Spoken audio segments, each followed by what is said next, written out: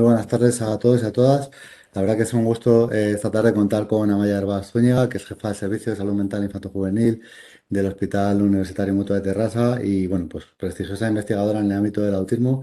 Un lujazo tenerte esta tarde con nosotros, Amaya, con un tema muy de actualidad, que yo creo que despierta muchísimo interés. Había pues más de 150 personas que se habían apuntado a este webinario y, bueno, yo creo que es una muestra de bueno, el interés que tiene y de las expectativas que tenemos siempre puestas en las cosas interesantes y nuevos datos que nos puedas contar. Así que, bueno, cuando quieras, Amaya, comenzamos. Sí, gracias Gerardo. Bueno, es lo que decíamos, ¿no? Que cada día vamos conociendo más sobre el género femenino y también, sobre todo, cuando vamos estudiando los adultos, pues vamos dándonos la importancia también de la presentación tan diferente que tiene el autismo en las mujeres, ¿eh? Y que, contrariamente a lo que hemos pensado, que prácticamente se han excluido de la mayoría de los estudios, es un colectivo que, a pesar que la cualidad sea más sutil, todo lo que está indicando es que tienen un diagnóstico más tardío, tienen más alteración funcional, más estigmatización, e incluso podría ser una presentación más severa que lo que es en el autismo, ¿eh? Pasamos. Mm, Yo siempre empiezo por el concepto del autismo, porque creo que todos hablamos del autismo, pero en cambio hay muchas conceptualizaciones diferentes y tenemos que pensar que el autismo es algo con lo que se nace, ¿no? La persona que tiene autismo, y por lo tanto a lo largo de la vida, según su cerebro se vaya madurando y se vaya desarrollando, la presentación del autismo va a ir variando. Es decir, que nosotros, nuestra experiencia, nuestro cerebro es una interacción constante entre nuestra genética y nuestras experiencias. Y por lo tanto, esto es la gran riqueza del autismo cuando descubrimos que, sobre todo, especialmente en el primer año de la vida, en cómo la patología del autismo se va desarrollando, pues que realmente la plasticidad cerebral es muy importante. Cada día vamos descubriendo más que el desarrollo diferencial del cerebro de un niño con autismo ocurre pues ya prácticamente desde la concepción, en que hay estructuras más primitivas, como es el subplato cortical, que no desaparecen completamente en el desarrollo del cerebro del niño con autismo, y esto va a suponer en que haya un desarrollo diferencial con un incremento del volumen tanto de la sustancia gris como de la sustancia blanca, que empieza a partir de los 6 meses, sobre todo entre los 6 meses y los 2 años, y posteriormente, según se van a ir madurando las diferentes estructuras funcionales del cerebro, pues vamos a ver que en el primer año de la vida, sobre todo las alteraciones sensoriales, las alteraciones de psicomotricidad, quizás son las áreas en que son más visibles. También hay alteraciones en la comunicación social, pero de una manera muchísimo más sutil. Y a partir de los 12, 24 meses es cuando ya los aspectos relacionados con la comunicación no verbal y con la sociabilidad van a ser mucho más evidentes. El fenotipo realmente del autismo, sobre todo en niños pequeñitos, muchas veces se establece incluso posteriormente a los 2 años, cuando ya las conductas más repetitivas están más establecidas y ya cumplen criterios diagnósticos. Por lo tanto, la mayoría ya prácticamente para los 30 meses han desarrollado ya los síntomas esenciales nucleares para el diagnóstico del autismo. Pero esto, en cierta manera, es una parte del autismo. Posteriormente vamos a ir viendo que, según se van desarrollando las áreas relacionadas con la cognición social, áreas más corticales como la amígdala, el hipocampo, pues vamos a ver cómo se desarrolla sobre todo áreas relacionadas con la cognición social, que en las mujeres es esencial.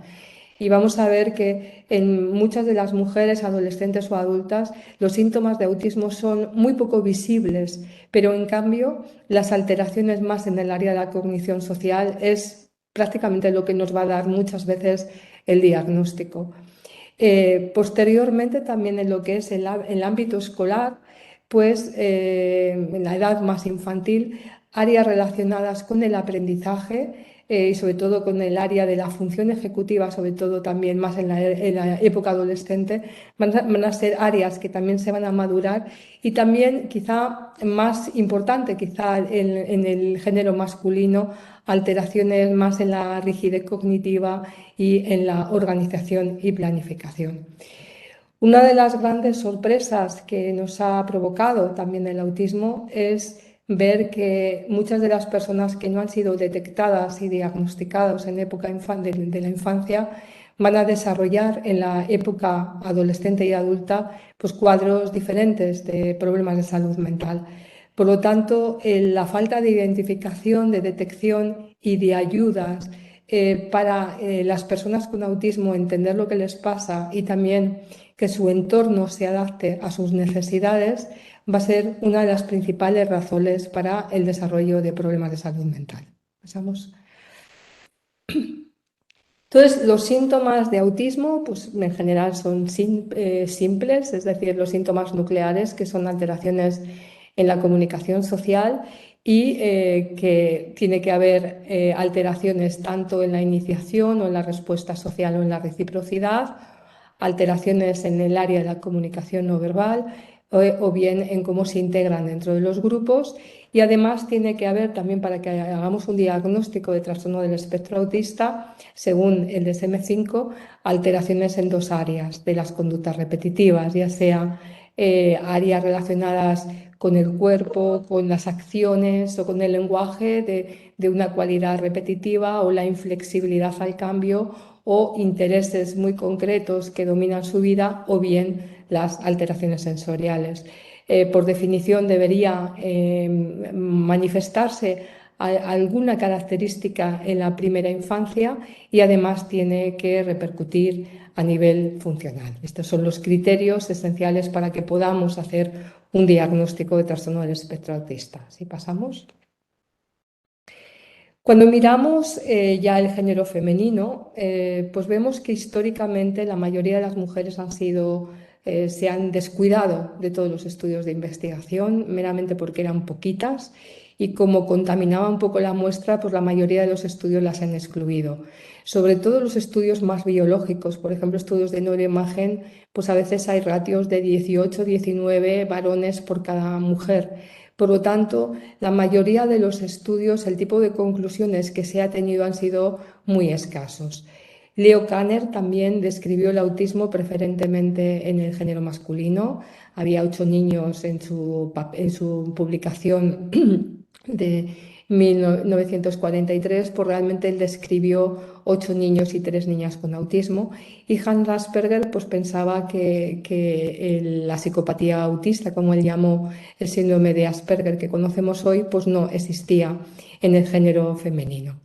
Por lo tanto, en general, las mujeres o las niñas con capacidades intelectuales dentro de la normalidad o más funcionales han sido excluidas prácticamente de todos los estudios y en cambio quizá más información hemos tenido al grupo de niñas o mujeres más afectadas con varias alteraciones del neurodesarrollo y que además en este grupo el ratio de mujeres y de hombres era más semejante.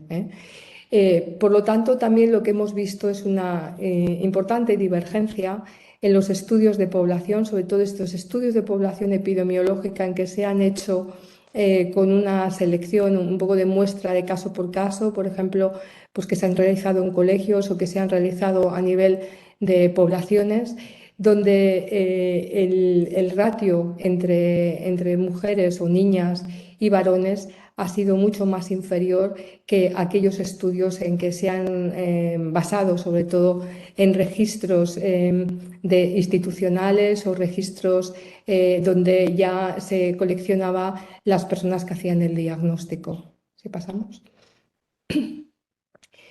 Cuando miramos el incremento de prevalencia del autismo, pues vemos que durante bastante tiempo el autismo tampoco tuvo una gran variación en la prevalencia, sobre todo en 1990, entre 1990 y 2010. El gran volumen de incremento de prevalencia de autismo fue a partir del 2010 y uno de los estudios que marcó también un nuevo paso fue el estudio de Kim Jong-un que se realizó en Corea, en escuelas de Corea, y donde realmente la prevalencia que encontró fue de un 2,64%. Posteriormente, el CDC americano, que ya está basado en registros más institucionales, pues ha encontrado en determinado tipo de áreas prevalencias cerca del 3%. Actualmente hay un estudio, un metaanálisis en que evalúa lo que es la prevalencia global del autismo y es alrededor de 100 por 10.000 o un 1%, con un ratio entre un 4,1 en América, 4,3 a favor de los varones. Y también se confirma un poco la prevalencia de discapacidad intelectual asociada a un 33%, similar al CDC americano. Y por otra parte, cuando miramos la población de adulto, y sobre todo aquella población de adulto que tiene una discapacidad intelectual moderada o profunda, pues vamos a ver que la prevalencia del autismo es muy alta, es de un 39,3%, es decir, y con un ratio muy similar entre hombres y mujeres. Pero cuando contemplamos la prevalencia del autismo en el grupo con mejores habilidades cognitivas, pues la prevalencia es mucho menor, es alrededor de un 1%, y hay 9 varones por cada mujer, lo que indica que en las mujeres adultas que tienen buenas habilidades cognitivas existe un infradiagnóstico muy importante. Es decir, si estamos hablando de cifras poblacionales de alrededor de ratios de 3 a 1 a nivel poblacional en niñas, pues vemos que a nivel de adultas mujeres, pues hay 9 varones por cada mujer. Por otra parte, también se ha hecho otro estudio del CDC americano y en adultos, donde la prevalencia, de hecho, a nivel de registros americanos es de 2,21%, es decir, que es incluso mayor que a nivel de infancia, y ellos a nivel de registros administrativos en Estados Unidos encuentran también un ratio a favor de los varones de 4,20. Pasamos. ¿Por qué? Una de las grandes cuestiones es por qué hay un incremento del autismo en varones comparado con mujeres. En general, las teorías, la teoría quizá más actualmente aprobada es The Female Protective Effect, es decir, el efecto protector que tiene el género femenino para el desarrollo del autismo, no solo del autismo, sino también de otras alteraciones evolutivas. Y que tienen que tener una mayor carga etiológica, ya sea genética o una carga ambiental para desarrollar el autismo. Es decir, que tienen que tener una vulnerabilidad mayor para desarrollar autismo. Por otra parte, Simon Baron-Cohen propuso también The Extreme Male Brain Model, que lo que dice es que la exposición prenatal a la testosterona hace que el cerebro de las niñas o mujeres con autismo sea más parecido al extremo de fenotipo de cerebro masculino. Evidentemente es una teoría que hay que demostrarla. Hay alguna evidencia precisamente por este grupo, los estudios de neuroimagen que están, que un poco los lo presentaré, pero todavía evidentemente necesitamos más evidencia para esta teoría. Y por otra parte está el Gender Incoherence Model, que lo que dice es que el cerebro de las mujeres con autismo es más este extremo del cerebro fenotipo masculino, y el de los varones es más un cerebro más feminizado. También lo que actualmente se aprueba es que el fenotipo existente en el género femenino presenta características diferenciales del fenotipo que presentan varones, y esto se asocia a una infradetección y a un infradiagnóstico. ¿Pasamos?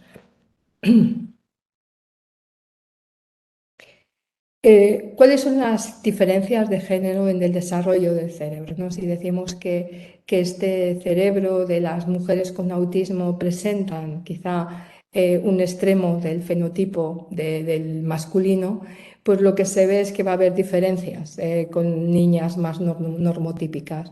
Una de las diferencias es que como sabemos, en el autismo hay un incremento de tanto de la sustancia blanca como de la sustancia gris, que sobre todo ocurre en los primeros años de la vida.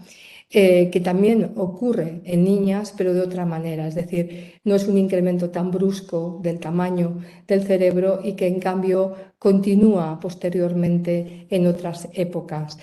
También se ha visto que las niñas tienen no solo incrementos del tamaño del cerebro como los niños, pero también incrementan en zonas temporales la sustancia gris y la sustancia blanca, que no ocurre en el género masculino, y también hay una reducción de la sustancia gris cerebelar. Y también se encuentra un incremento del tamaño, sobre todo en mujeres, en el áreas frontales, parietales y del córtex cingular, sobre todo áreas muy relacionadas con el procesamiento del lenguaje y procesamiento emocional. También se ve que el tamaño del hipocampo, por ejemplo, está incrementado sobre todo en adolescentes y adultos varones, pero no está incrementado en mujeres. Y también en mujeres lo que se ve es una disminución de los ganglios de la base, sobre todo del putamen, que no se encuentra en varones autistas. Y por otra parte, se ve que en general el cerebro, el desarrollo, sobre todo la conectividad que está alterada en el cerebro más de las mujeres, está más relacionada con áreas implicadas en el lenguaje, en el procesamiento visual y los ganglios de la base, que están menos implicados en lo que es el varón con autismo. ¿Pasamos? Esto se explicaría, según la teoría del extremo del cerebro masculino, por un incremento de la testosterona prenatal, que explicaría la preponderancia de este cerebro más masculino en las mujeres con autismo, y que además ocurre en épocas muy precoces del desarrollo, y que haría más vulnerable también a todos los componentes hormonales en el desarrollo de la mujer. Es decir, también lo que vemos es que en las mujeres con autismo, muchas de ellas van a pasar desapercibidas en la infancia, sobre todo aquellas de más funcionalidad, y en cambio es en la adolescencia cuando tanto incrementa la comorbilidad como incrementa la sintomatología del autismo. Esto, un poco lo que explica la teoría, es que podría haber como un segundo hit, que en el momento en que se activa todo el componente hormonal en la adolescencia, esto haría también en que surgirían más síntomas de autismo y más también, incluso más comorbilidad. Por otra parte, el momento de menos sintomatología en la adulta con autismo es justamente antes de la menopausia, y es a partir de la menopausia otra vez que hay un empeoramiento de los síntomas de autismo, y también sugiere una influencia hormonal en estas características también de cómo se presenta el autismo a lo largo de la vida de las mujeres. Por otra parte, las áreas más en varones neurotípicos, que están relacionadas con la funcionalidad del cerebro masculino, más relacionada con áreas de mentalización, y en cambio están menos relacionadas quizá con áreas de procesamiento emocional y del lenguaje. También vamos a ver que en la adolescencia es un momento que ocurre un crecimiento sináptico, hay una desaparición de conexiones, se especializa el cerebro, se mieliniza para ser mucho más específico y prepararse para la vida adulta. Por lo tanto, en la medida del grosor cerebral, que en general lo alcanzan antes las mujeres, que hay un pico en la adolescencia y que podría también estar relacionado con variaciones de géneros. Por lo tanto, la densidad de la sustancia gris podría ser un marcador importante también para lo que es la diferencia de género. ¿Vamos? Cuando hablamos del factor protector del género en el desarrollo de lo que es el autismo, este es un estudio que hemos publicado con nuestro colega el Jonathan Sebat, donde se recogieron más de 30.000 familias con autismo, se hizo un estudio de secuenciación de todo el genoma y lo que se vio es que había como un umbral de riesgo genético a partir del cual se desarrollaba el autismo. Es decir, se combinaron las diferentes etiologías que podía estar a nivel genético relacionado con el autismo, es decir, aquellas variaciones raras genéticas combinadas con aquellas variaciones comunes y realmente esta vulnerabilidad de las diferentes modalidades genéticas a partir de un umbral era cuando se desarrollaba el autismo.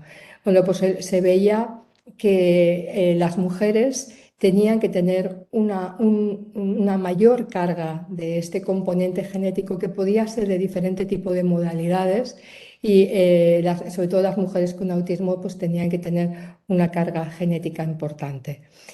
Las variaciones genéticas, sobre todo los CNVs, que son el número de copias dentro del DNA, que cuando los comparamos con grupos controles pues, están incrementadas o reducidas, también se han asociado no solo con el autismo, sino también con otras alteraciones del neurodesarrollo, como la discapacidad intelectual, la esquizofrenia y también en general con otros problemas de salud mental. Es decir, que esta etiología en que también se asocia al autismo, no solo se asocia al autismo, sino también a otras alteraciones evolutivas e incluso a problemas de salud mental. ¿Estamos?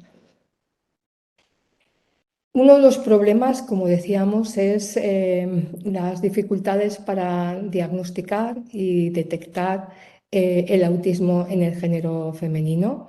La no detección, sobre todo en infancia, se asocia a problemas de salud mental en la adolescencia y época adulta.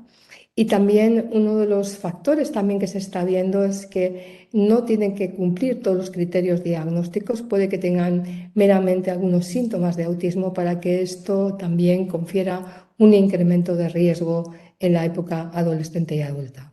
¿Pasamos? Por lo tanto, ¿cómo se presenta el autismo en el género femenino?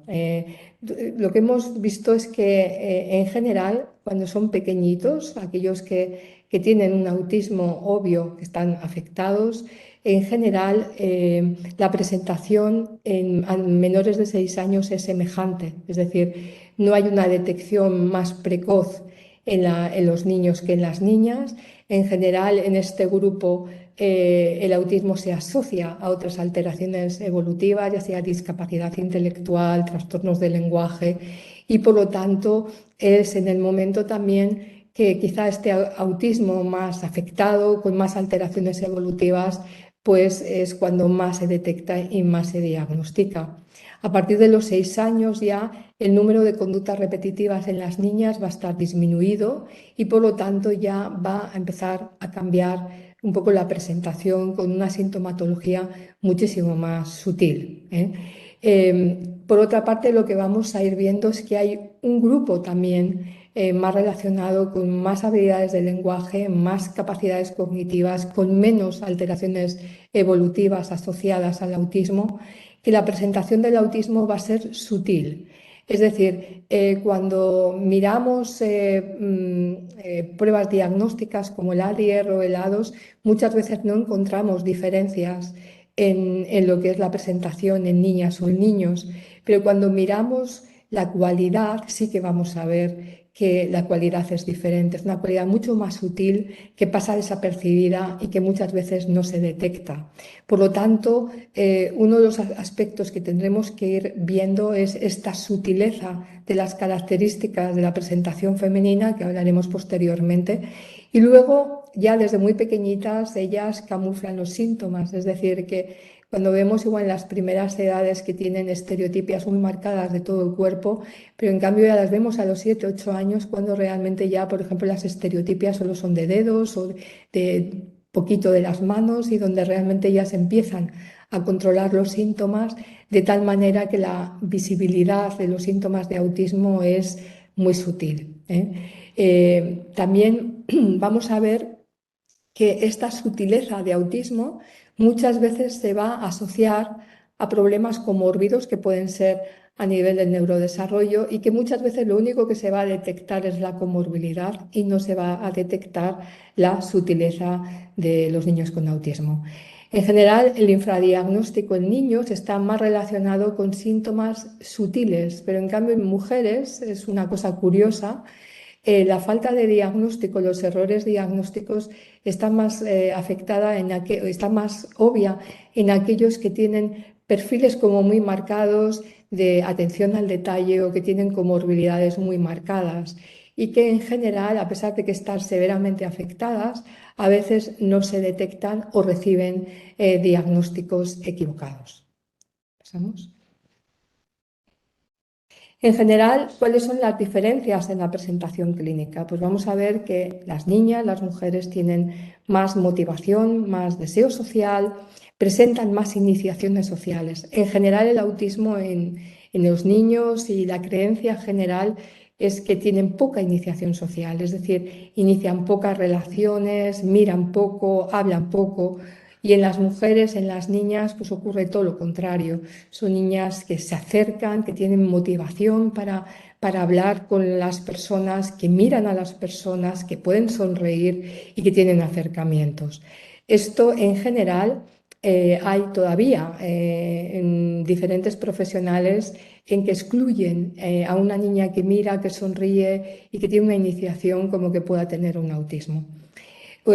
Quizá la parte más afectada en niñas a veces es la respuesta, es decir, una iniciación social marcada, un deseo de relacionarte, a veces lo que hace es que se adapten poco, respondan poco y por lo tanto muchas veces son muy unilaterales, intentan ser recíprocas, pero su reciprocidad está disminuida.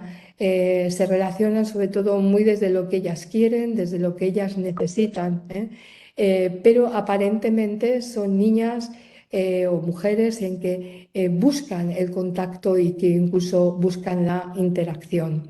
En general, también cuando miramos individualmente todos los aspectos no verbales, también está más preservado. Generalmente miran más, pero también vamos a ver que la cualidad también está disminuida, es decir, a veces esta mirada es poco flexible, es poco comunicativa. A veces ellas, aunque en su funcionalidad puedan utilizar pocos gestos, en los momentos en que ellos puedan interaccionar, pueden hacer, son conscientes de que tienen que mejorar su comunicación no verbal y en general lo que vamos a ver es la cualidad de la iniciación social, el cómo combinan todas las estrategias verbales y no verbales que a veces lo que vamos a ver es que es torpe, es decir, no las coordinan adecuadamente, pero en cambio, en general, la comunicación no verbal está presente. Muchas de ellas son pasivas y esta pasividad, sobre todo en la incorporación en grupos y en relaciones, hace que en general se les interpreta como tímidas, como ansiosas. Hay muchas de ellas cuando tienen que iniciar y no saben cómo iniciar, a veces se inhiben y les genera ansiedad. Y esto hace que los adultos, incluso los evaluadores, lo interpreten como cuadros de ansiedad. Ellas, más que los chicos, imitan ya desde muy pequeñitas. Esto tiene sus problemas porque a veces imitan todo lo que a ellos les interesa de otras personas y a veces tampoco son muy conscientes de lo que están imitando y esto también tiene su impacto sobre todo en determinado tipo de contextos donde los ponemos en que puedan imitar conductas no deseables de otras personas.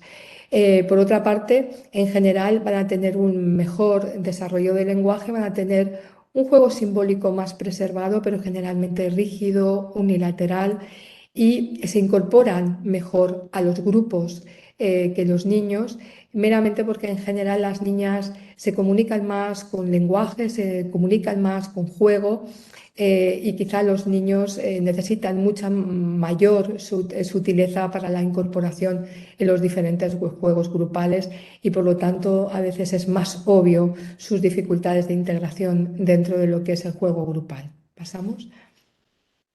Por eso cuando miramos el DSM-5 y miramos cuáles son las sutilezas que tenemos que buscar en las niñas, porque las niñas cumplen criterios como los cumplen los niños. Es decir, la diferencia es que tenemos que acostumbrarnos a las sutilezas y por lo tanto también es muy importante que sean profesionales con experiencia en que en estos casos más complejos evalúen a las niñas o a las mujeres.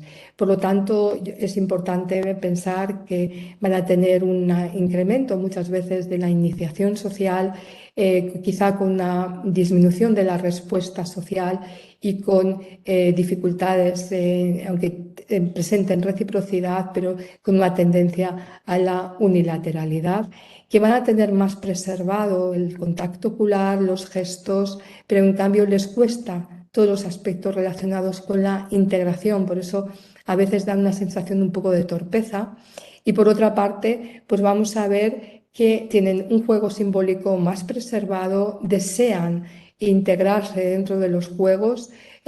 Muchas veces ellas se relacionan con las niñas, están presentes con las niñas, pero no se integran dentro de los grupos, pero las niñas, sus amigas les cuidan, a pesar de que no estén integradas, tienen menos rechazos que los niños a estas edades. Cuando miramos las conductas repetitivas, que como he dicho anteriormente, tienen que cumplir dos áreas del B para que podamos establecer un diagnóstico de trastorno del espectro autista, una de las cosas más frecuentes en las niñas y que muchas veces no se detecta es todo lo relacionado con el habla estereotipada. Ellas copian lenguaje, copian maneras de hablar, copian sus personajes favoritos y es también una característica repetitiva a través del lenguaje en que se presentan más frecuentemente en el género femenino. Como decía antes, las estereotipias muchas veces lo controlan y por eso también cuando las evaluamos tenemos que mirar sus manos, sus dedos, porque muchas veces los movimientos estereotipados son prácticamente imperceptibles. Y también no van a tener quizá a veces esta cualidad repetitiva, funcional, con poca funcionalidad de los niños, pero sí que ellas, sobre todo en su juego con las muñecas, van a tener, pues a veces van a poner determinado tipo de posiciones, van a hacer también hileras y van a tener una manifestación más sutil o a veces inventan historias o se hablan a sí mismas de cosas que a ellas les gusta. Es decir, una manifestación más funcional, más relacionada con intereses más sociales, también de una cualidad repetitiva. En general vamos a ver que tienen menos intolerancia al cambio que los niños, pero en cambio son perfeccionistas y muy ritualistas, es decir, muchas de ellas tienen un extremo perfeccionismo, repiten las cosas, a veces tienen que tener determinado tipo de posiciones o tienen que hacer un determinado número de veces o tienen que terminar todo lo que empiezan y a veces también estos rituales muy relacionados con la inflexibilidad tampoco se detectan.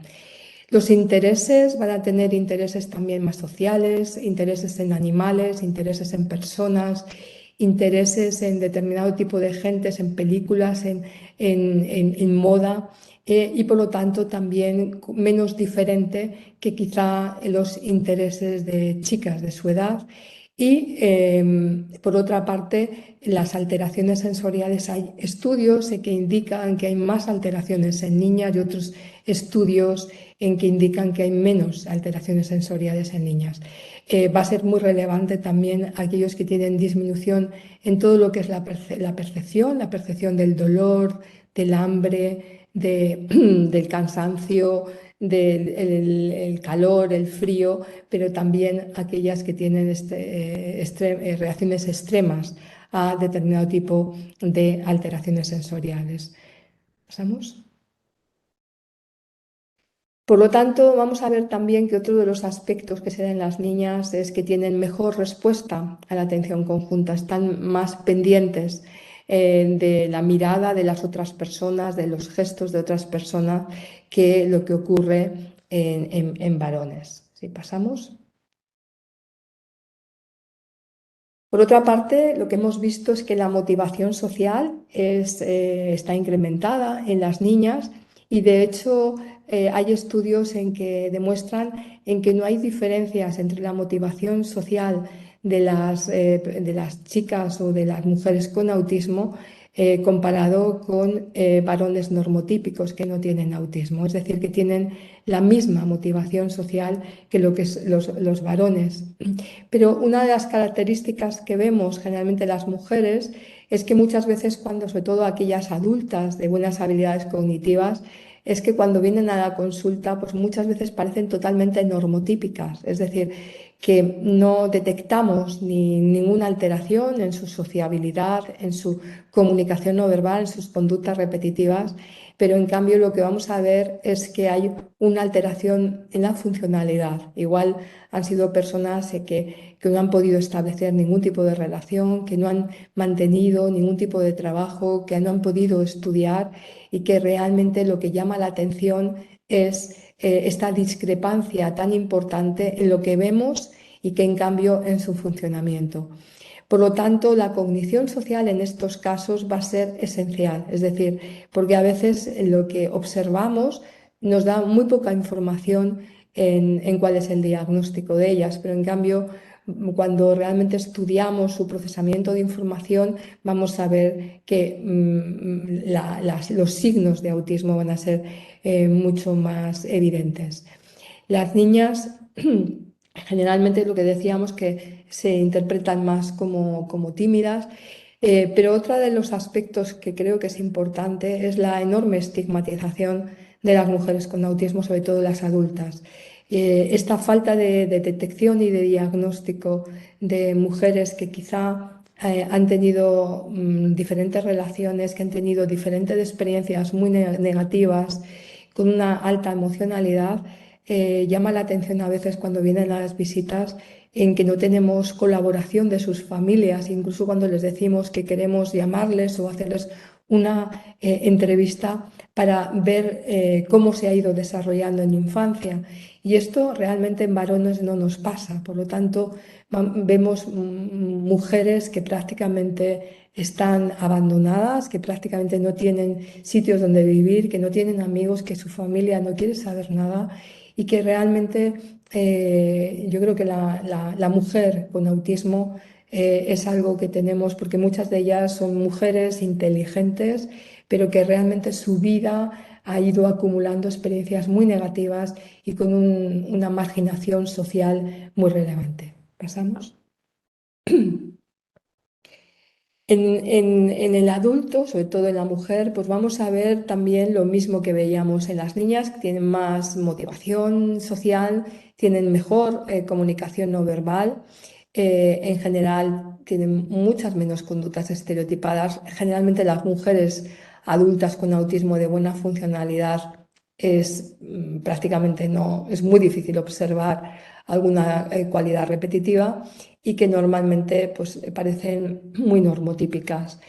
Una de las características que además está asociado con un error diagnóstico muy importante es las mujeres adultas, sobre todo de buenas habilidades cognitivas, se asocian a una altísima emocionalidad, tienen inestabilidad en sus vidas, inestabilidad emocional, han tenido múltiples relaciones que han sido nocivas, que muchas veces en la visita, ya desde las primeras visitas, ellas comunican, ¿no? Los abusos que han tenido, los rechazos, los maltratos y también por la enorme estigmatización por las personas que han sido en algún momento sus amigos o su familia. Aquellas que vamos a ver que sobre todo aquellas que no son muy visibles los síntomas de autismo, la cognición social es algo fundamental y vamos a ver cómo les cuesta todo el área relacionado con la identificación emocional, sobre todo emociones que son más sutiles. Esta falta de identificación emocional también se relaciona con una falta de expresividad, sobre todo facial o en los gestos o incluso en la tonalidad. Es decir, hay emociones básicas como la alegría que pueden comunicar, pero quizá emociones más sutiles, sobre todo cuando las evaluamos, vemos también una disminución de la expresividad. Una de las características también que yo pienso que es muy interesante es que muchas de estas mujeres que no se han detectado y que a veces pues yo pues acudo a plantas de psiquiatría que quizá me llaman para evaluarlas, es la enorme atención al detalle. Es decir, en la enorme atención al detalle se asocia a mujeres que no han sido detectados y que también han recibido diagnósticos psiquiátricos equivocados en muchos casos. Algunas han recibido diagnósticos de trastorno obsesivo-compulsivo, de psicosis o bien de trastornos de personalidad. Vamos a ver que en general las mujeres conservan mejor la empatía, sobre todo la empatía, entender que alguien puede tener un pensamiento, que puede tener una emoción, pero en general también vamos a ver que están afectadas sobre todo en teoría de mente de segundo orden, saber el que alguien piense sobre lo que piensan las otras personas. Y sobre todo lo que vamos a ir viendo en cómo procesan información, sobre todo a través de imágenes, sin palabras o imágenes cargadas de mucha información emocional y de muchas intenciones, es que ellas también, lo mismo que los varones, por mucho que tengan igual mejor empatía, cuando analizan la información no toman en consideración ni la expresión facial ni las cogniciones de las personas y se concentran también muchas veces más también en pequeños detalles. Por lo tanto, viendo o evaluando en que la comprensión social en ellas está también muy afectada. Es decir, que una de las características muy importantes con las mujeres es el cómo la comprensión social, sobre todo en imágenes o en secuencias donde tienen que procesar intenciones, que tienen que agrupar información social múltiple, pues vamos a ver las enormes dificultades que tienen, ¿eh? Por otra parte, dentro de sobre todo en las primeras visitas, cuando conocemos a las mujeres con TEA, uno de los aspectos que yo creo que es una de las razones por las que reciben diagnósticos inadecuados es que también esta desregulación emocional, esta alta emocionalidad, sobre todo y a veces su falta de habilidades, sobre todo cuando tienen un profesional que igual no sospecha que tiene un TEA y que les desafía. A veces pues tienen crisis de ansiedad, crisis de enfado muy importantes de comportamiento y que a veces parecen como episodios a veces psicóticos. Y meramente a veces es esta ansiedad, esta rabia, cuando alguien que sin conocerlas pues a veces las juzga o las desafía dentro de las primeras visitas. Es decir, que esto también, por eso es extremadamente relevante que las personas que las evalúen también tengan experiencia de cómo manejarlas, sobre todo cuando tienen esta altísima emocionalidad. ¿Pasamos? En general, este es un estudio sobre todo de adultas mujeres en que también comparado con varones adultos está mucho más preservado en lo que es la comunicación social. Este es un estudio que se realizó en adultos y un 75% de los adultos recibían un diagnóstico 8 años después en que buscaban el diagnóstico. Y sobre todo en las mujeres que no se diagnosticaban, había características muy específicas. Por ejemplo, tenían un incremento importante en el área de alteraciones sensoriales, en el área de la desregulación emocional, tenían autolesiones. Y además algunas de ellas también tenían este procesamiento de información muy relacionado con el detalle. Por eso también es un grupo que tiene muchos números para que se les diagnostique erróneamente de un trastorno límite de personalidad. ¿Pasamos? Eh, Cuando hablamos un poco del aspecto de cognición social, que yo creo que es esencial, tanto en las niñas como en las mujeres, en las niñas también es importantísimo evaluar el juego simbólico, ver realmente la reciprocidad en el juego.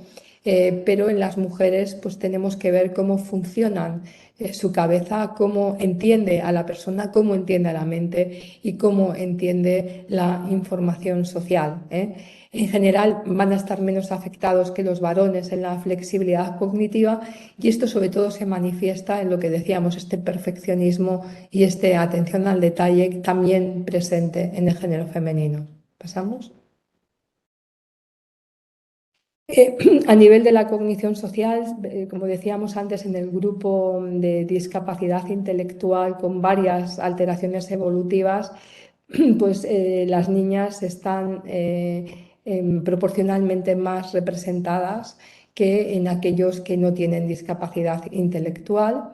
Y en general los chicos tienen más dificultades, sobre todo en el área visoespacial, cuando las chicas conservan mejor la memoria autobiográfica, la empatía y en general un poco la teoría de la mente. Pero en cambio, una de las características importantes en mujeres es la dificultad en la comprensión social, que esto les hace también que se arriesguen dentro de relaciones por no entender las situaciones sociales y por eso también pues, exponen a situaciones abusivas dentro de sus relaciones.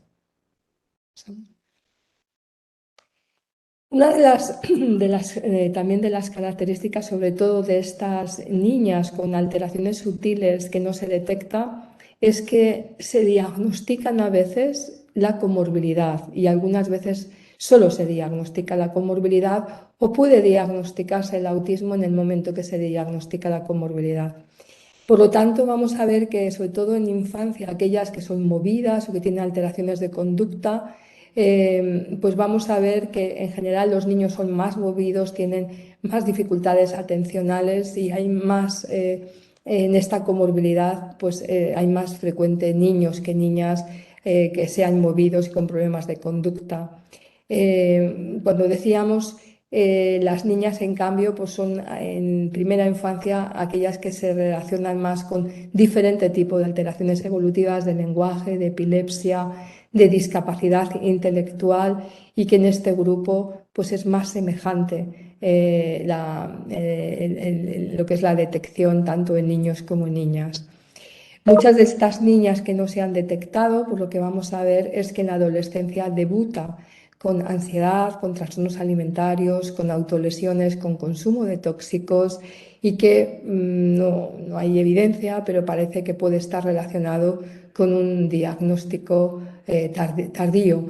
Y este procesamiento, como decía, muy detallista, pues también se confunde con lo que es el trastorno obsesivo compulsivo, con también trastornos alimentarios, la rigidez de la anorexia nerviosa, incluso con trastornos psicóticos.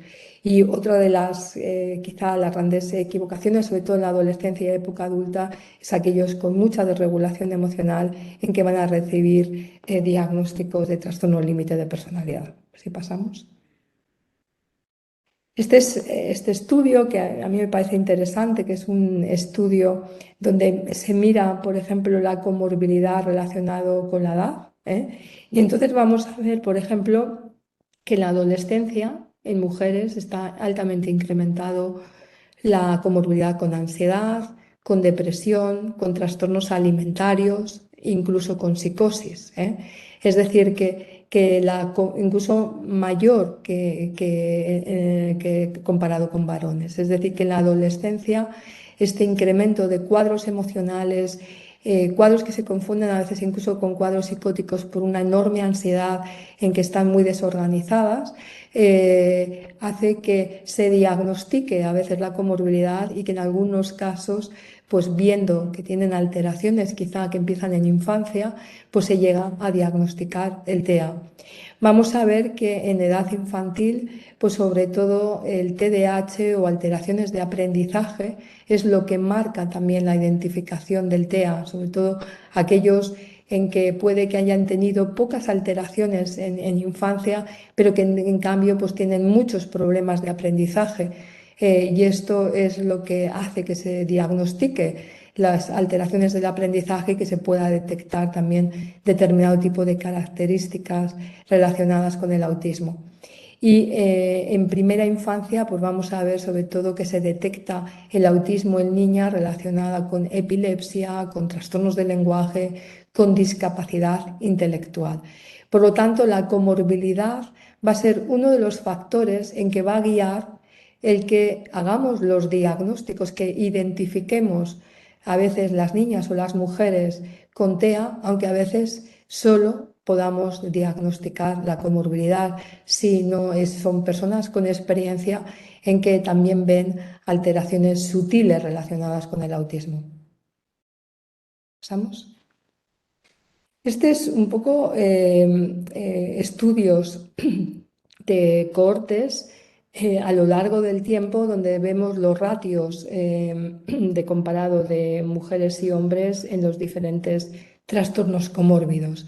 Y vamos a ver pues, que el TDAH es más frecuente en varones, pero vemos que con el tiempo, sobre todo con una identificación más de aquellos varones con buenas habilidades cognitivas, pues ha incrementado sobre todo la comorbilidad con el TDAH. Pero una de las cosas que llama la atención, también son grupos muy importantes de pacientes, es el incremento de comorbilidad también en mujeres. Y vamos a ver que las mujeres, por ejemplo, tienen más comorbilidad en los diferentes cohortes de trastornos afectivos, de ansiedad, de trastornos alimentarios muchísimo más frecuentes, que luego hablaremos un poco de esto. También vamos a ver trastornos obsesivo-compulsivos, que son más frecuentes en mujeres, psicosis también son más frecuentes en mujeres. Los trastornos del dormir, durante mucho tiempo no había estudios hechos en mujeres, pero también vemos que las alteraciones del dormir son más frecuentes en mujeres y que incluso la discapacidad intelectual, que era más frecuente proporcionalmente en mujeres, pues vemos que con un incremento de la identificación de la discapacidad en mujeres, pues también vemos que poco a poco pues esta gráfica va cambiando. ¿Pasamos? Este es un estudio donde se vio qué diagnóstico recibían aquellas mujeres y aquellos hombres en que iban a un servicio de adultos para un diagnóstico. Y lo que vemos es que las mujeres pues tienden una tendencia a recibir un diagnóstico de trastornos emocionales, de depresión, de trastornos de ansiedad, de trastornos alimentarios y también de disforia de género, es decir, todo lo que es trastornos de identidad de género son mucho más frecuentes en mujeres. Y en cambio los hombres pues tienen más tendencia a recibir discapacidad intelectual, trastornos de conducta, trastornos de aprendizaje o TDAH. ¿Pasamos? Por lo tanto, una de las cosas que también llama la atención según vamos estudiando más el género femenino en adultos es que tienen más comorbilidad que los varones. Y esto, como decíamos, ellas para desarrollar autismo tienen que tener una mayor carga genética. La pregunta es si realmente esta mayor carga genética haga que tengan más comorbilidad y que estén más severamente afectadas. Cuando miramos los estudios de funcionalidad, pues vemos que en general las mujeres están más afectadas funcionalmente que los hombres. Se ha dicho que es porque se detectan más tardíamente, porque no han tenido acceso a tratamientos precoces, pero también puede ser que esta mayor carga genética esté relacionado con una mayor severidad no solo del autismo, sino también de todos los aspectos asociados. ¿Sí pasamos? El trastorno límite de personalidad en mujeres es uno de los trastornos en que más confusión suscita y es uno de los diagnósticos que mujeres con TEA, con este fenotipo más particular, más sutil, han recibido. En general, el trastorno límite de personalidad cursa con inestabilidad en las relaciones sociales, en general se definen más como manipuladoras en las relaciones, tienen también más alteraciones en la identidad, son más impulsivas, tanto en cómo manejan el dinero, la sexualidad, en aspectos alimentarios, consumo de drogas. Y por otra parte, pues vamos a ver también que tienen más descontrol emocional, sobre todo de la ira, tienen mucha más sensación de abandono Pero la diferencia a aquellas mujeres que tienen TEA es que entienden los estados mentales de otras personas, entienden también la comprensión social, aunque a veces tienen ideas más autorreferenciales. Cuando vemos la mujer con TEA con este patrón más de un trastorno límite de personalidad, pues vamos a ver que en general tienen alteraciones del neurodesarrollo desde la infancia, que es lo que decíamos, tenemos que preguntar a los padres, porque muchas veces los padres no nos informan y tenemos que preguntarles muy detalladamente si alguna vez ellas han sido poco expresivas o han sido poco recíprocas o no les contestaba o no han tenido gestos. ¿Cuántos padres realmente te dicen que no hay ningún problema en niñas que nunca han tenido un gesto comunicativo? Por lo tanto, tenemos que preguntarles con mucho detalle los síntomas nucleares del autismo para ver si han tenido alteraciones en el desarrollo de infancia. También van a ser mujeres que tienen un descontrol emocional muy importante, cognitivo, perceptivo, que se asocia a veces con conductas autolesivas, también alimentarias, con agresividad, muy semejante a las características del TLP. Pero en general lo que vamos a ver es que más que manipular al adulto, ellas tienen un deseo de agradar, se las ve inocentes, establecen relaciones muy dependenciales y en general, aunque ellas quieran salirse con la suya, lo que les cuesta mucho es manipular la mente de la otra persona. Es decir, una cosa es que tú mientas o para salirte con la tuya y otra cuestión es que anticipes qué es lo que va a pasar la otra persona para engañarle o para manipularle. Tenemos que buscar los síntomas poco claros de autismo, es decir, esta disminución de la expresividad social o de la comunicación no verbal, esta disminución a veces en la reciprocidad que según las vamos conociendo vamos viendo que a veces están muy centradas en sus cosas y en sus intereses, la rigidez cognitiva, la inflexibilidad, sobre todo cuando les llamamos la contraria, y las alteraciones sensoriales o alteraciones estereotipadas del lenguaje. Y es lo que decía, es esencial hacer un buen estudio de empatía, de cognición social y de cómo procesan la información, porque muchas veces ahí es donde vamos a ver todas las carencias de sus dificultades en la comprensión social. ¿Sí? ¿Pasamos? Bueno, actualmente hay muchísimo debate, ¿no? En lo que es la disforia de género y las dificultades que se presentan en la identidad de género, sobre todo en el género femenino. Vamos a ver que hay más variabilidad, no solo de disforia de género, sino también en cómo se sienten. Hay muchas mujeres en que no se sienten heterosexuales, pero tampoco esto les causa problemas, no tienen ningún deseo de tomar tratamientos hormonales o de realmente de tener una cirugía, sino que realmente son más libres en cómo expresan su sexualidad. Pero también es indiscutible de que en el autismo está incrementado la disforia de género y en lo que es las mujeres, pues hay 4 veces más frecuente que lo que es en los chicos. ¿Pasamos? Este, Estos son los datos que los he recogido, ya como sabéis, actualmente hay muchísimo debate en Inglaterra. Una mujer que tuvo un tratamiento hormonal puso una denuncia a la clínica en Inglaterra, la única clínica que hay, donde trataban los trastornos de identidad de género porque quería tener hijos y se quedó estéril. Esto llevó a una investigación en Inglaterra donde se estudió el número de casos de identidad de género que se habían visitado a lo largo de los años. Y lo que se ha visto es que hay una diferencia muy importante por ejemplo, en el 2009, el número de casos que se veía, que eran prácticamente, esto es en la Tavistock, que eran poquísimos, eran alrededor de 33, 32 mujeres y 40 hombres, en lo que se había visto en el 2018-2019, que había habido 1.740 mujeres en el nacimiento y 624 hombres, es decir, que se había multiplicado por 3. ¿Esto qué quiere decir? A ver, yo siempre digo que cuando empecé en Inglaterra hace 40 años, en el Mosley, Empecé con Jeremy Christie Brown en la clínica, en aquella época la única clínica que había en Inglaterra de disforia de género. Eran adultos. Inglaterra fue uno de los pioneros y fueron extremadamente sensibles a que si no se empezaban los tratamientos hormonales antes del cambio puberal, aquellos que transexuales que realmente desde la infancia querían un cambio de su propio cuerpo, lo iban a tener muchísimo más difícil. Por lo tanto, en Inglaterra, de hecho, a diferencia un poco de lo que ocurre en España, tenían que tener 2 años de tratamiento hormonal para poder cambiarse de nombre a partir de los 18 años, ¿eh?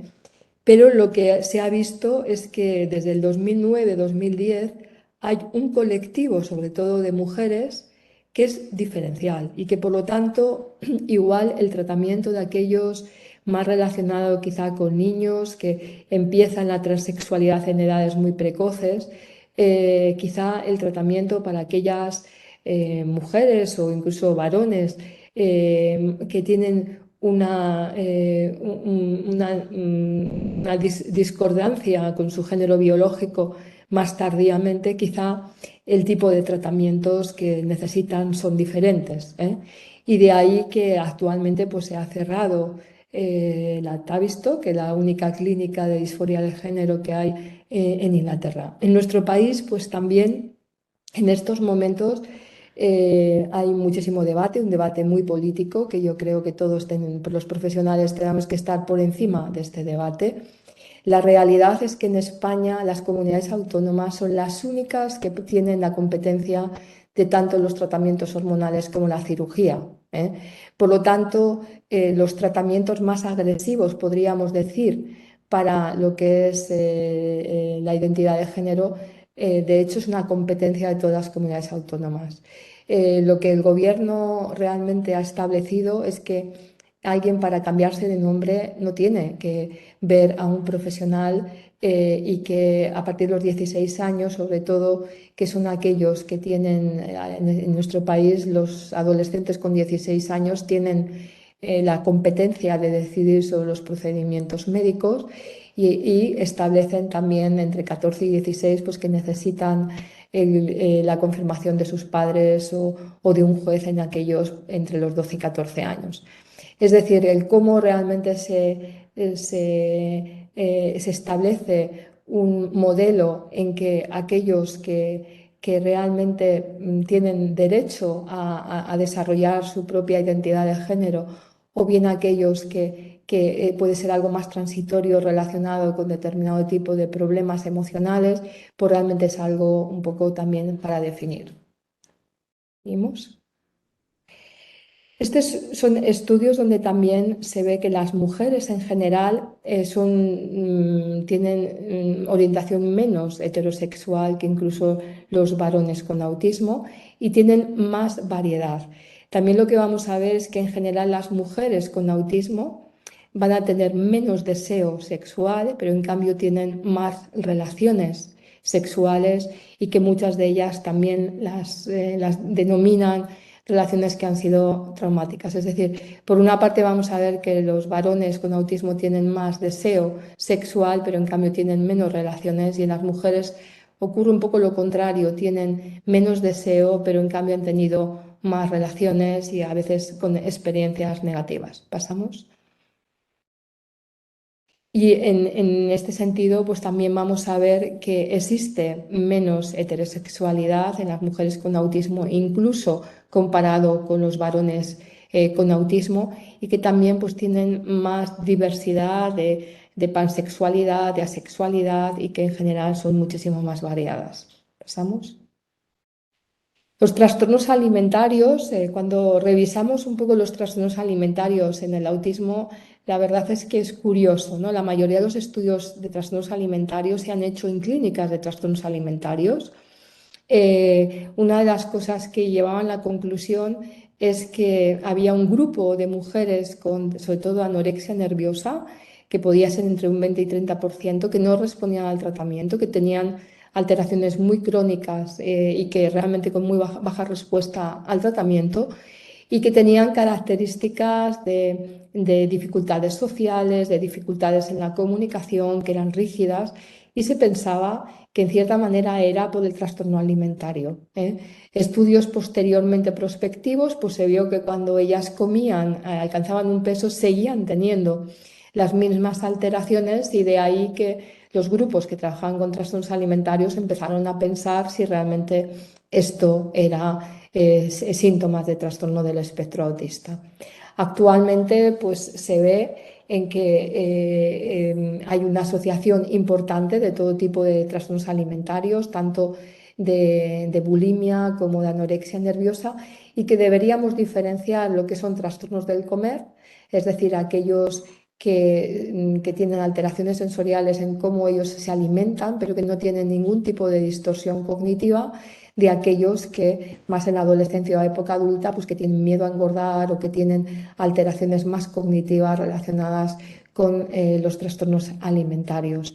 Lo que se va a ver es que en general las mujeres también con TEA van a tener más rituales de autismo, más inflexibilidad, y lo relacionan sobre todo estos rituales muy relacionados con la comida o con su imagen corporal. Van a tener también ruminaciones muy importantes respecto a su peso, y una de las características es que no tienen la distorsión de la imagen corporal que tienen la anorexia nerviosa, que no se relaciona con el autismo, ¿eh? Y que también muchas veces los rituales se relacionan con la ansiedad respecto a su peso o a la comida. Lo que vamos a ver, muchas de las características de la anorexia nerviosa en el autismo, es esta enorme inflexibilidad, un peso que quieren alcanzar, un determinado tipo de horas que quieren hacer ejercicio, un determinado tipo de comida que no quieren comer o que quieren comer, y muchas veces esta rigidez hace que tengan objetivos incompatibles con la vida, y que el tipo de tratamientos que se ha hecho para trastornos alimentarios a veces son muy rígidos, y que esto, pues lo que se está viendo es que no es un buen tratamiento para ellos. Es decir, que choca con la rigidez propia del autismo, y lo que se está viendo es que en los métodos tradicionales de tratamiento de los trastornos alimentarios, pues la evolución es hacia la cronificación, más que hacia la mejora. Si pasamos. Y el Avoidant Restrictive Food Intake Disorder, la FID, bueno, es una característica en la alimentación, es decir, aquellos que tienen poco interés en la comida, evitan comida sobre todo por alteraciones sensoriales, o porque les molesta el comer, o porque tienen alteraciones perceptivas cuando comen, y entonces pues está relacionado con o bien una significancia en la pérdida de peso, pero sobre todo en que no ponen el peso según se van creciendo, con déficits nutricionales que dependen de suplementos orales, y que además tienen una marcada interferencia en el funcionamiento social.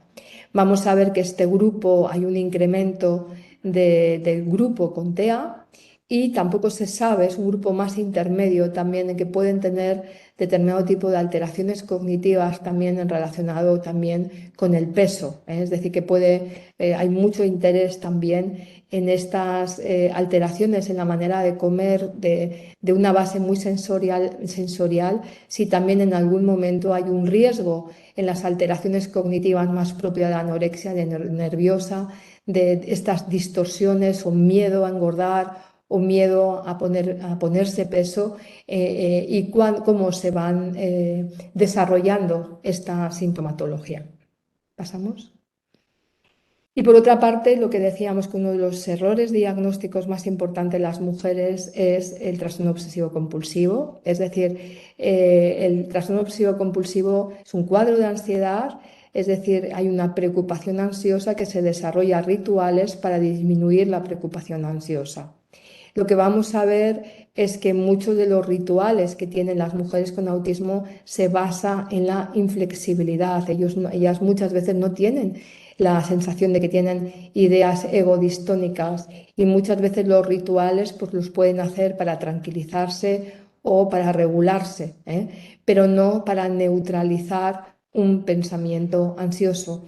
Esto es importante porque realmente los tratamientos para el trastorno obsesivo-compulsivo también a veces vemos que provocan muchos efectos secundarios y que hay mujeres que vienen con diagnósticos de TOC que no lo tienen, que realmente son muy rígidas, con rituales muy dentro del espectro autista y que realmente cuando se les trata adecuadamente pues tienen una mejora importante. Si pasamos.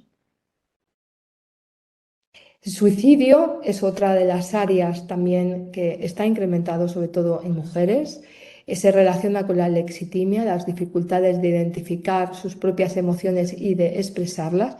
El tratamiento con antidepresivos. También vemos que los antidepresivos en el autismo, en nuestros estudios de farmacogenética, vemos que en algunos de ellos les produce fenómenos de activación. Por lo tanto, es importante siempre que ponemos un antidepresivo ver que no les activa, y que en general también se relaciona con el camuflaje, es decir, aquellas que disimulan los síntomas están más relacionadas con problemas de salud mental y con conductas también autolesivas y conductas suicidas.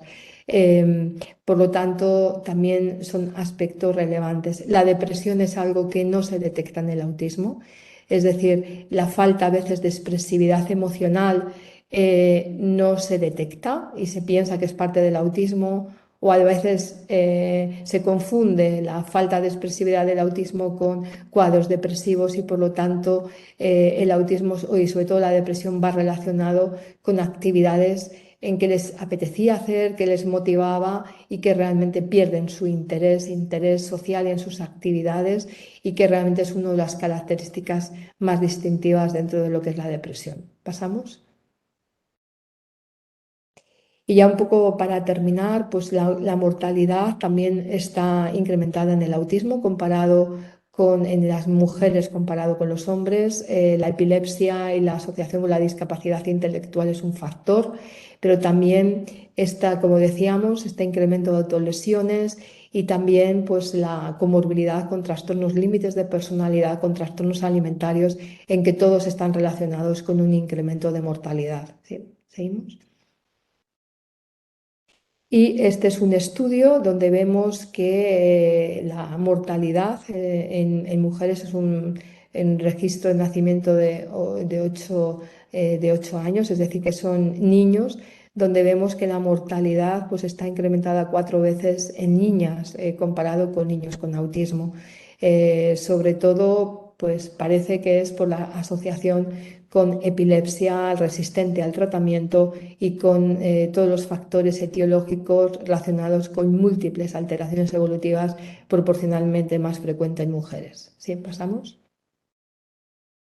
Y esto es un poco dentro del DSM-5, lo que es relevante es que el TEA no significa nada, es decir, si no lo asociamos con todos los modificadores clínicos, y por lo tanto toda comorbilidad es fundamental ponerla. Si pasamos.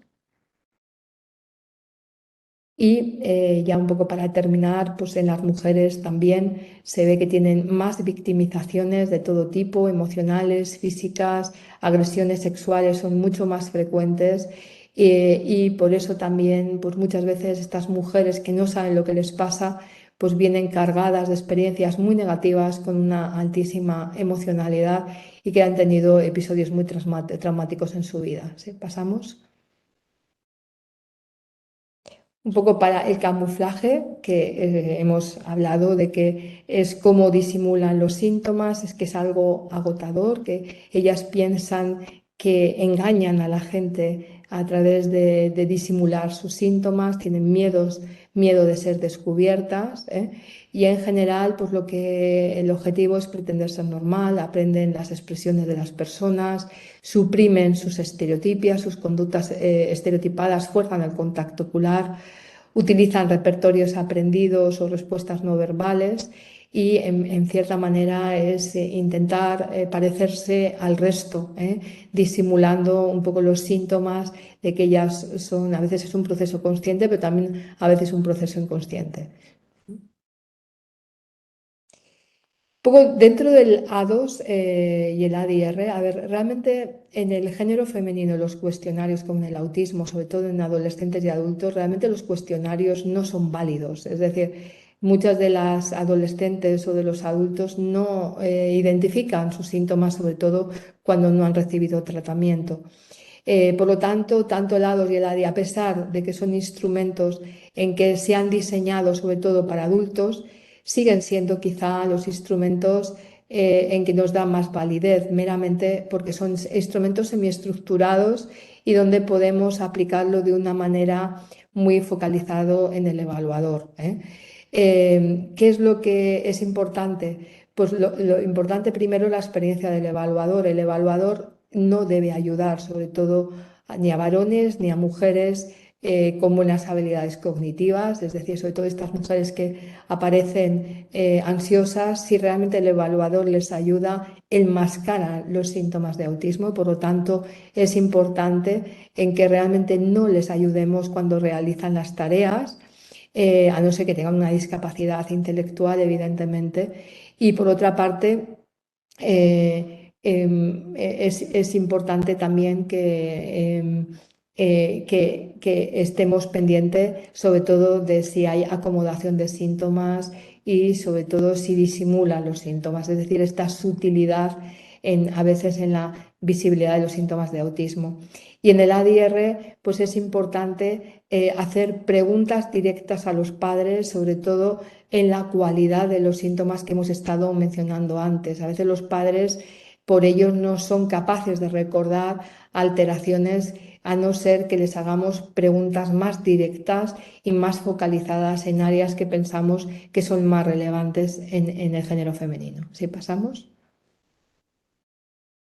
Y por lo tanto, uno de los aspectos importantes es que tanto los pediatras como las personas que identifican, pues tienen que considerar que las niñas que son sociales, que tienen contacto ocular, pueden tener autismo, que la evaluación cognitiva es esencial, tenemos que ver cómo piensan, si son en los niños tenemos que ver también el simbolismo, la pragmática de la comunicación, en aquellas que son mayores tenemos que ver cómo procesan información visual, cómo entienden las cosas y cómo entienden las mentes de otras personas.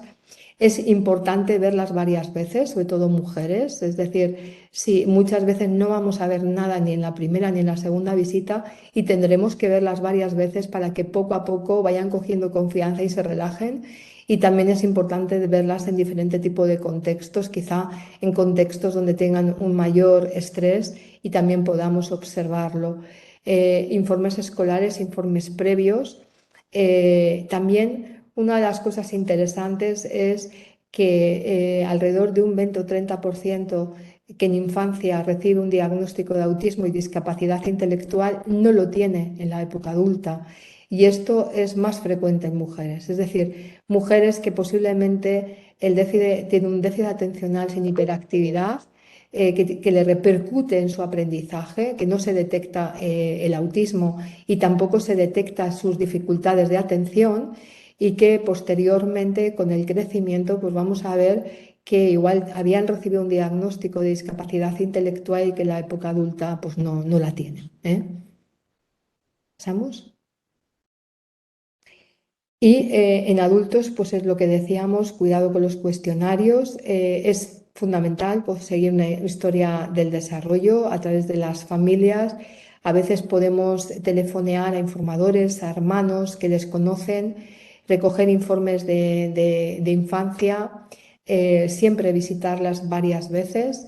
Y es importante también la psiquiatría del adulto en que considere que estos trastornos psiquiátricos que no han respondido a tratamiento, que empiezan desde la infancia, pues que algunos de ellos van a tener como base un trastorno del espectro autista, ¿eh? Y gracias por todo.